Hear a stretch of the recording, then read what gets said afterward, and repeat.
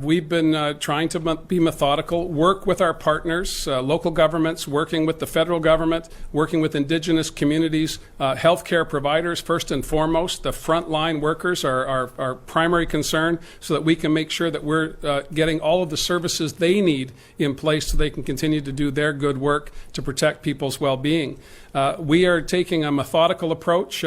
We do not want to flood the airwaves with too much information. We want people to focus on Dr. Henry and Minister Dix on a daily basis, and we will fill in the gaps as required. In terms of essential services designations, that is appropriate today, and that's why we're doing it today.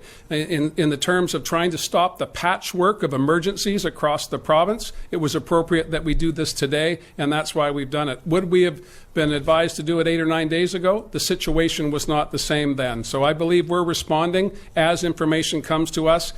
Science-based information, that's the value of our public health officials, who have never been more heroic than they are in these very, very challenging times. We need to take their advice. We're doing that, and we're building our COVID-19 response based on that information, but we're doing it in a way that ensures we're bringing everyone along.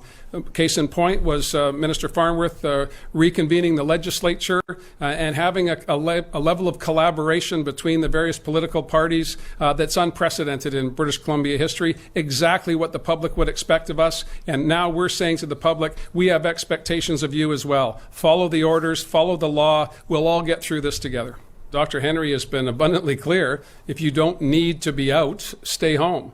That includes not just not traveling to the Okanagan or not traveling to Prince Rupert. It means stay home.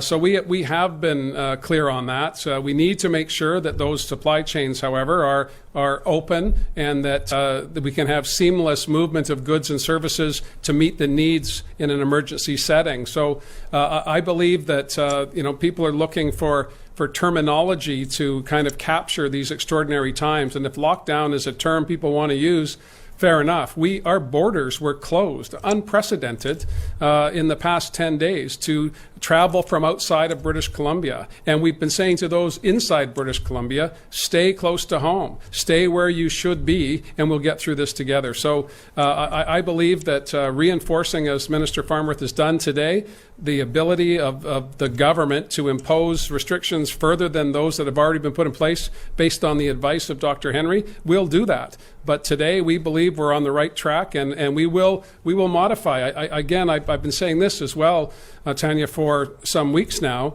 This is a work in progress, and if we need to do more, we will. If we need to ease restrictions, we will. But we have to do that based on the evidence, based on what we're hearing from people in communities. And that's why it's so important that our local governments, who are the essence of who we are, the component parts of BC, make BC spectacular, every part of this great province, and the people that step up for public service are there and wanting to help. And we're going to be calling on them increasingly to collaborate and coordinate that activity in the interest of all British Columbians.